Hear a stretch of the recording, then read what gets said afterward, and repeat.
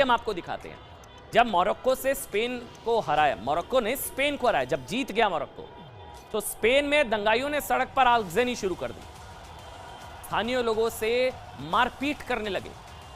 ये जीत का दंगा था, हार का दंगा दिखाया, अब जीत के बाद भी दंगा, हार के भी दंगा, जीत के बाद भी दंगा। इसी तरह हॉलैंड में भी दंगाइयों ने उत्पात मचाया।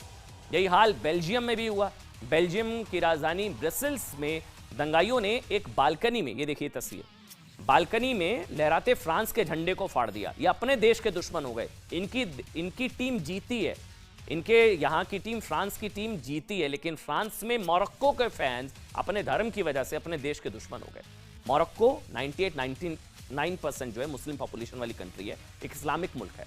सड़कों पर तोड़फोड़ की गई और सरकारी संपत्ति को नुकसान पहुंचाया गया। बेल्जियम की राजधानी ब्रसेल्स में, जहां पर यह सब हुआ, ब्रसेल्स में यूरोपियन यूनियन की संसद है और यहीं पर इन शरणार्थियों के लिए तरह तरह की योजनाएं तैयार की जाती है। ब्रसेल्स, इसी संसद में बैठकर यूरोप के 27 देशों से आए नेता इन शरणार्थियों के मानवाधिकारों की दुहाई देते हैं और ऐसे कानून बनाते हैं जिनसे शरणार्थियों को यूरोप के अलग अलग देशों में प्रवेश मिल पाए और गृह युद्ध, गरीबी और बीमारियों से परेशान होकर अपने देश छोड़कर यहां आने वाले शरणार्थियों का एक तरीके से जीवन जो है वो बेहतर हो पाए, इसलिए ये लोग यहां आते हैं। अब इसको समझिए कि सताए हुए लोगों को शरण देना बिल्कुल भी गलत नहीं है, ये मानवता है, शरण देना मानवता है। लेकिन जब ये मानवता देश की राष्ट्रीय सुरक्षा और लोकतंत्र पर खतरा हो जाए और ये मानवता देश की सुरक्षा पर भारी पड़ने लगती है, तो वही होता है जो बेल्जियम, फ्रांस, स्पेन और हॉलैंड की सड़कों पर देखने को मिला। यूरोप ने दिल खोलकर स्वागत किया शरणार्थियों का और उसके बाद शरणार्थियों ने क्या हाल किया यूरोप की सड़कों का। जिन लोगों ने इस देश को आग लगाई, इन देशों के झंडे फाड़े, उनमें से ज्यादातर मोरक्कन मूल के थे। देखिए, मोरक्को एक ऐसा देश है जिसकी 98% आबादी इस्लाम को फॉलो करती है, इस्लाम मानती है। मोरक्को साल 1956 तक फ्रांस का उपनिवेश हुआ करता था। उपनिवेश काल के दौरान मोरक्को के लोगों ने फ्रांस में बसना शुरू कर दिया था और आज फ्रांस में मोरक्कन मूल के 10 लाख लोग रहते हैं। इनमें बड़ी संख्या में तीसरी पीढ़ी के लोग भी हैं, शुरुआत से रह रहे हैं अपने देश में।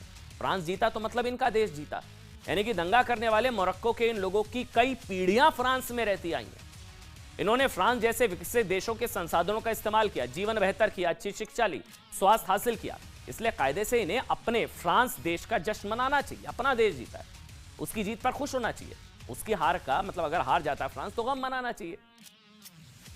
लेकिन ऐसा करने की बजाय इन लोगों ने अपने ही देश में दंगे कर दिए, मतलब हार का बदला अपने ही देश पर हमला, जहां इनकी कई पीढ़ियां बरसों से रहती आई हैं। अब आप इसे देशद्रोह नहीं कहेंगे तो फिर और क्या कहेंगे? मैच दो देश खेलते हैं, लेकिन क्योंकि मुकाबला इस्लामिक देश, अच्छा इस्लामिक देश की टर्म भी हम नहीं दे रहे हैं, ये इमरान खान और तमाम लोग कह रहे थे कि इस्लामिक देश मोरक्को और लोकतांत्रिक देश फ्रांस के बीच था, इसलिए इनकी निष्ठा अपने धर्म के साथ दिखी, देश के साथ नहीं। इन लोगों ने फुटबॉल में मिली हार को धर्म की हार मान लिया और फिर ये तस्वीरें। अच्छा, बहुत सारे लोगों का यह तर्क होगा कि मोरक्को फ्रांस का उपनिवेश रहा है, इसलिए मोरक्को के लोगों में फ्रांस के प्रति गुस्सा है, मतलब मोरक्कन जो फैंस हैं वो अपनी टीम को चीयर कर रहे हैं। लेकिन आज हम उन लोग, मतलब दंगे करने की इजाजत तो नहीं है ना, आज हम उन लोगों से एक सवाल पूछना चाहते हैं। बहुत लोगों ने एक तर्क दिया, भारत 200 वर्षों तक ब्रिटेन का गुलाम रहा, अंग्रेजों ने भारत पर अनगिनत अत्याचार किए, हमारे संसाधनों को लूटा, हमें गरीब देश बनाकर छोड़ा, लेकिन क्या इससे ब्रिटेन में बसे भारतीयों को वहां दंगा करने का हक मिल जाता है क्या? अगर इंडिया हार जाए तो क्या ब्रिटेन में जो इंडियंस है वो दंगा करने लगेंगे क्या? इसका जवाब है बिल्कुल भी नहीं। आप अतीत के जुल्मों की सजा वर्तमान में उन लोगों को नहीं दे सकते हैं जिनका उन जुल्मों सितम से कोई लेना देना नहीं। यही वजह है कि आज ब्रिटेन में एक भारतीय मूल के व्यक्ति का प्रधानमंत्री बनना संभव हो पाया। और दूसरी बात, मोरक्को फ्रांस का उपनिवेश रहा, उसका भी जवाब, लेकिन बेल्जियम, हॉलैंड, स्पेन जैसे देशों का तो नहीं रहा ना, तो वहां दंगा करके इनको क्या मिला? असल में ये वो लोग हैं जिन्हें कट्टरता फैलाकर किक मिलती है। फुटबॉल को लात मार नहीं पा रहे तो अपने देश को लात मार रहे हैं, कट्टरता किक देती है। ये लोग कट्टरता का ये वायरस पूरी दुनिया में फैलाना चाहते हैं और खासकर यूरोप जैसे महाद्वीप में ये कट्टरता अब एक महामारी का रूप ले चुकी है। ये मारामारी वाली महामारी है। इसका सबसे बड़ा उदाहरण बेल्जियम, जिसकी राजधानी है ब्रसेल्स। जैसा कि हमने आपको यह बताया कि ब्रसेल्स में यूरोपियन यूनियन की संसद बैठती है, ईयू, यहीं पर नेटो का मुख्यालय भी है, जो दुनिया का सबसे बड़ा रक्षा संगठन है। यानी कि एक ऐसा शहर है जो पूरी तरह से सुरक्षित और क्रूरता के वायरस से मुक्त होना चाहिए। लेकिन आपको जानकर हैरानगी होगी कि जब भी यूरोप में कोई बड़ा आतंकवादी हमला होता है तो उसके तार अक्सर ब्रसेल्स से जुड़ते हैं। पूरे यूरोप में कहीं भी कोई टेरर अटैक होगा तो उसके तार ब्रसेल्स से जुड़ते हैं, और वो भी ब्रसेल्स के खास इलाके से जिसका नाम है मोलेनबीक। मोलेनबीक, चाहे 2004 के स्पेन में हुए सिलसिलेवार बॉम्ब ब्लास्ट हो, 192 लोग मारे गए, चाहे 2015 में शार्ली एब्दो पर हुआ टेरर अटैक हो जिसमें मिले हथियारों की बात हो, 2016 में 32 लोगों की जान लेने वाले ब्रसेल्स बम धमाकों की बात हो, सबके तार ब्रसेल्स के इसी इलाके से जुड़ते हैं जिसका नाम है मोलेनबीक। अब उस इलाके में ऐसा क्या है वो हम आपको समझाएंगे, बहुत ध्यान से समझिएगा। मोलेनबीक एक म्यूनिसिपैलिटी है इसके बारे में कहा जाता है कि यहां की 40% से ज्यादा आबादी मुस्लिम है। यहां बाहर से आए और इस्लाम को मानने वाले लोगों ने घेटोज बना लिए हैं। ये एक शब्द होता है अंग्रेजी का घेटोज।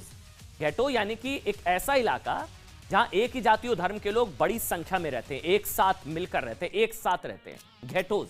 इसी वजह से मोलेनबीक आज बेल्जियम ही नहीं यूरोप का एक ऐसा मोहल्ला बन गया है जहां पुलिस भी जाने से डरती है। एक ऐसा मोहल्ला बन गया है जहां पुलिस भी जाने से डरती है।